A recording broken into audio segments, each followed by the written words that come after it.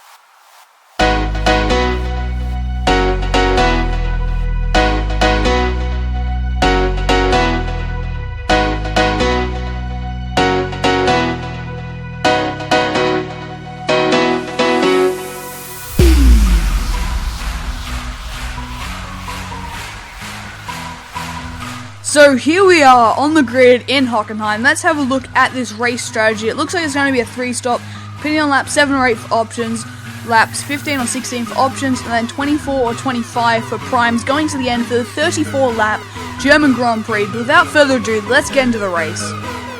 Here we go. 3 lights, 4 lights, 5 lights. Shut up, Jeff. Lights out, and away we go in Germany. Bit of wheel spin there. A big snap there. I changed up into 3rd. I'm just gonna barge my way through. I think it was Jenson Button and Nico Hülkenberg there, but we've lost out a little bit. We are gonna look up the inside here of Sebastian Vettel.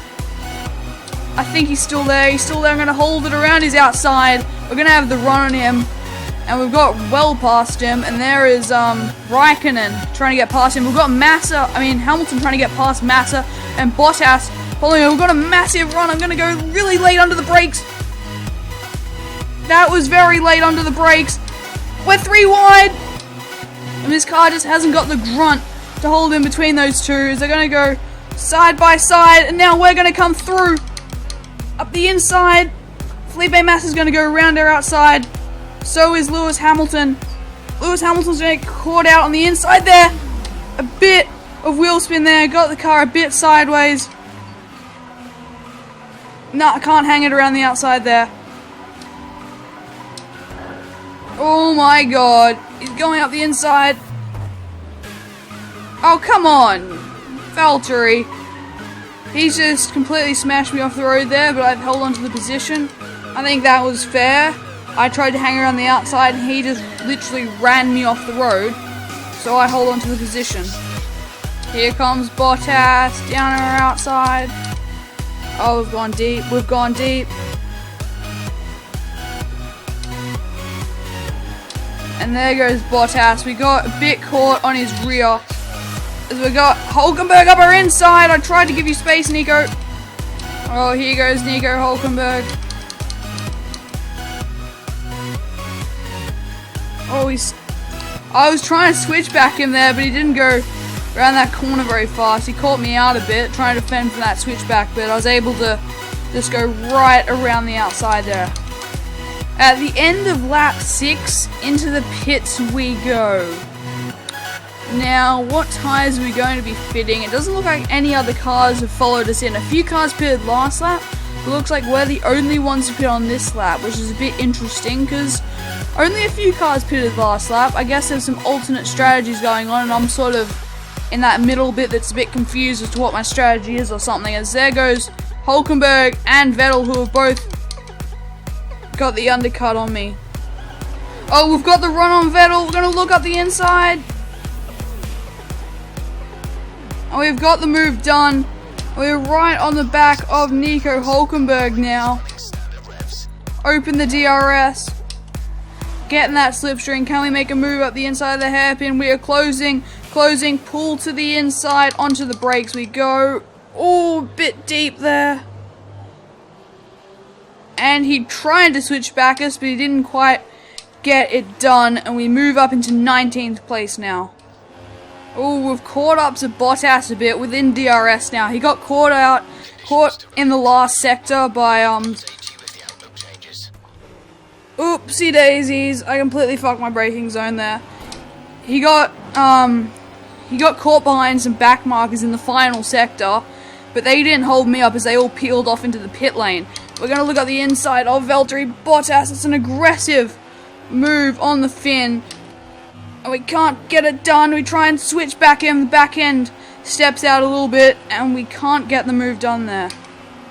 Oh no, these tyres are crapping themselves, Vettel!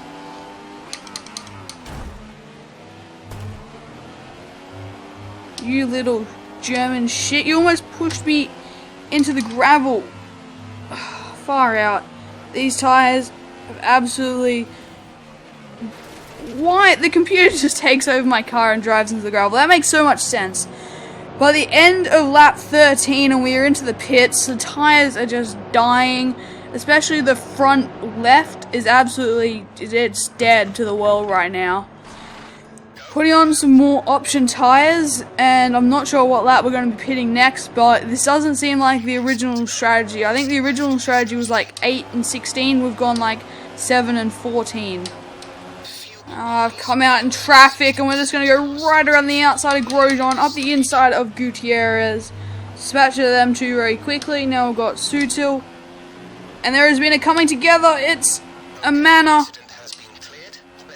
It looks like Fernando, Alonso, and Jules Bianchi have had a crash. As there goes Alonso. He mustn't have a front wing with the way he went around that corner. So something has happened between Alonso and Bianchi. Note to self, find that in the replays.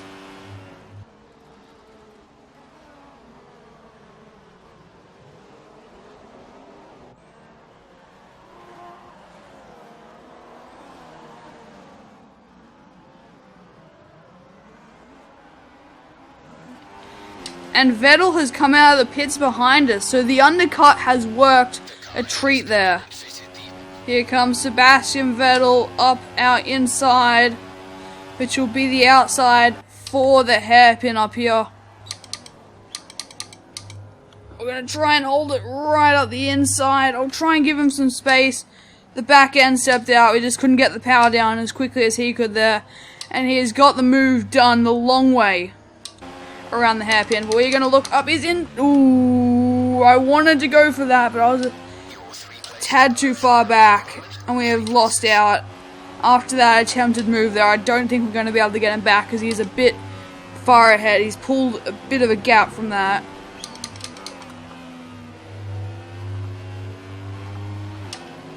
Far out. Opportunistic Daniil Ricciardo. You're gonna have to go the long way now. No, that's not gonna work. Oh, I've run well wide.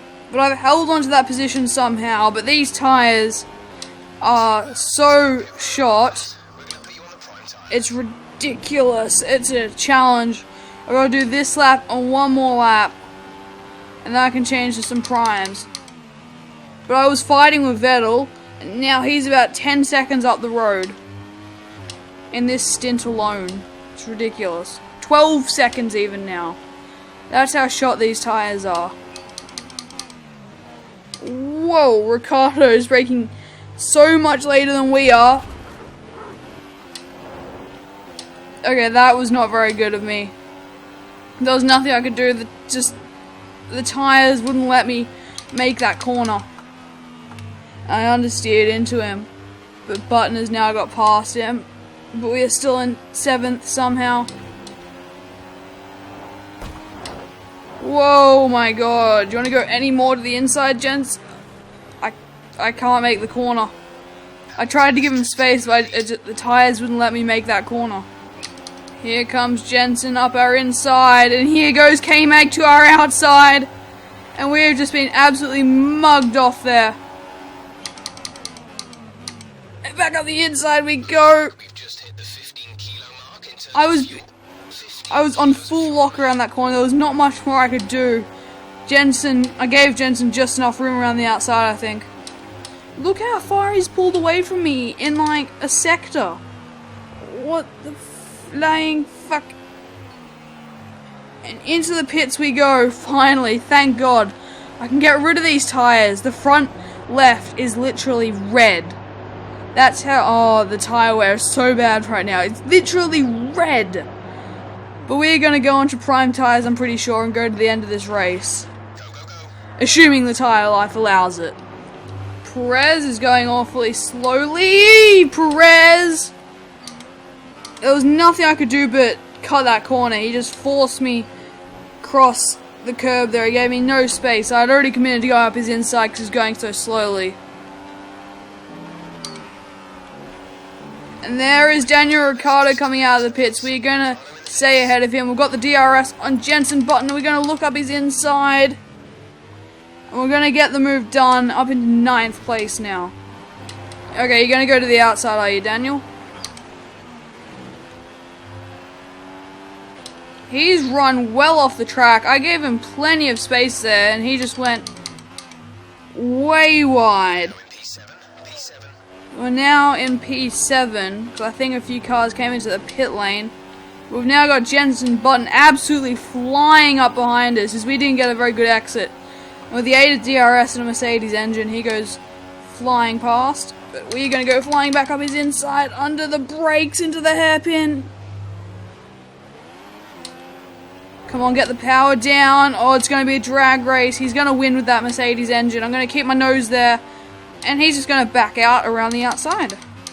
Okay, then. We are holding on to 7th place, then, if the AI is going to do that. Oh, no. Here goes Daniil Ricciardo up our inside. We're having to run lean as we are a bit down on fuel. And that is really costing us right now. Here comes Button down our inside. Followed by Daniil Ricciardo. And up the inside we go, under the brakes. That's very, very deep.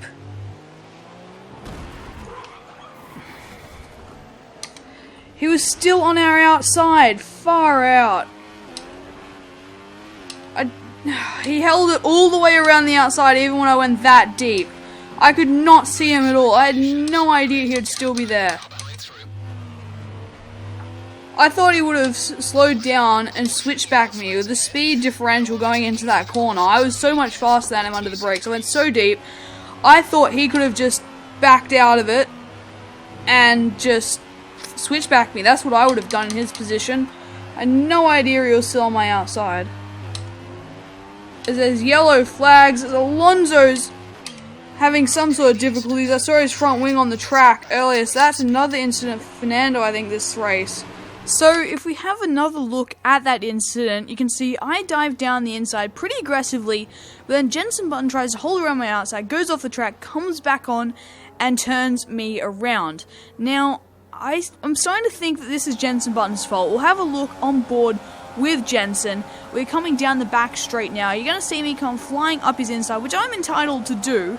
And then here I am. He chooses to go around the outside. He goes off the track, and then he tries to rejoin and spins me around. We'll now have a look on board with Ricciardo, who got a pretty good view of this. Coming down to the corner, I go very late under the brakes, and then Jenson tries to hang her right around the outside, and there you can see the contact. It is front wing to rear wheel. Now, I personally think this is probably Jenson Button's fault. This is very similar to a lot of the Hamilton Rosberg incidents at the first lap, and all the time Rosberg backs out and there is no problem. If Jenson had just lifted off the throttle in this situation, there wouldn't be a crash and we would have kept going and kept fighting.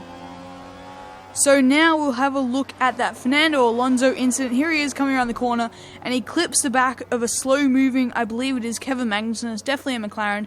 He goes off to the side and into the wall there, and now he's coming back onto the track, and there you can see he has a puncture. I'm not sure why it changed that camera, but here we are having a look at Rosberg. This is right after Alonso. He gets caught on the back of our teammate, goes spinning off into the wall, and bang! Gets clattered by Esteban Gutierrez, who then smashes into the back of Alonso and rips his front wheel off and is out of the race. A very quick exit for Gutierrez there. Things went wrong for him very quickly, but here we are a little later on, and Alonso gets collected by both Williams and then a Caterham for good measure, and he gets stuck on the inside of this right-hander, very fast section of the track, and just couldn't move for a while without his front wing. And now have a look how things went so south for Esteban Gutierrez. Bang, smashes Rosberg and hits Alonso for good measure, ripping off his front wheel. Now on board with Rosberg. This is our teammate right in front of him. He gets caught up and he loses the back end. He's going to spin into the wall and bang! Violently gets smashed by Esteban Gutierrez.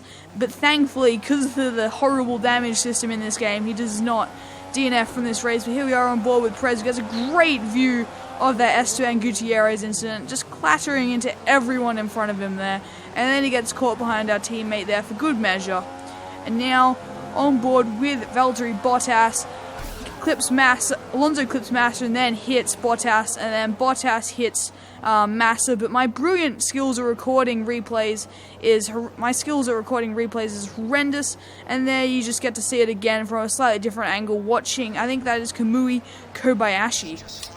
No, Kimi, no, Kimi! Oh, I blocked him beautifully across the line there to hold on to 8th place. So there we go, we finished P8, we managed to just hold off Kimi Räikkönen across the line there.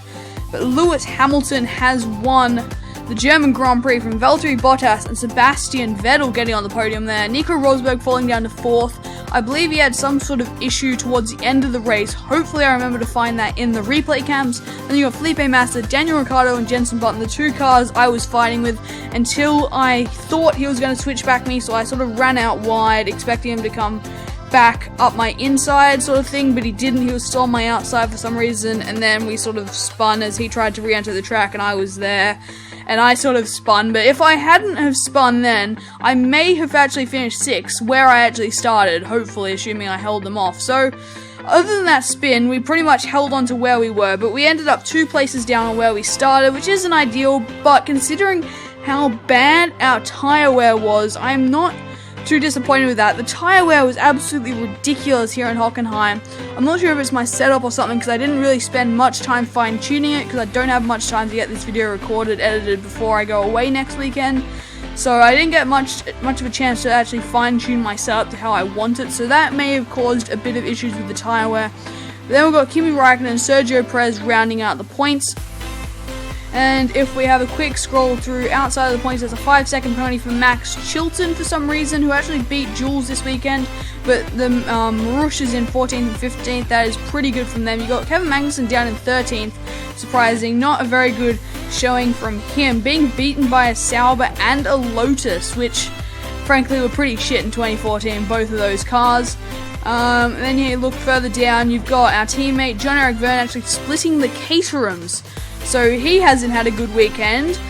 I don't know what he's up to. In between the Caterhams, that is not very good. Fernando Alonso had a few issues. I saw him front wingless twice, I think, during that race. Ended up 2 laps down 19th place. Then you got Pastor Maldonado, who had a penalty, I believe. It'll show up in a second. Yep, a 5-second penalty for Pastor Maldonado, and a 5-second penalty for Esteban Gutierrez, who didn't finish the race, and neither did hometown hero, or one of them at least, Nico Hülkenberg. If we have a look at the drivers' standings, everything is pretty similar. Rosberg is still leading from Hamilton and then Ricciardo. Sebastian Vettel and Valtteri Bottas have both moved up places and jumped the 2 Ferraris of Kimi Räikkönen and Fernando Alonso. We are still sat in 9th, fallen a bit further back off Felipe Massa, who beat us today, and other than that, everything is still the same. If we look at the constructors, Williams and Scuderia Ferrari have actually swapped places, so Ferrari is now down to 4th place in the constructors, being beaten by Mercedes, Red Bull, and Williams. They will not be happy with that. But that is all for today. I hope you guys enjoyed this video. If you did, make sure to smack a like on the video. If you are new to the channel, please hit that subscribe button. Thanks for watching, and I'll see you all next time.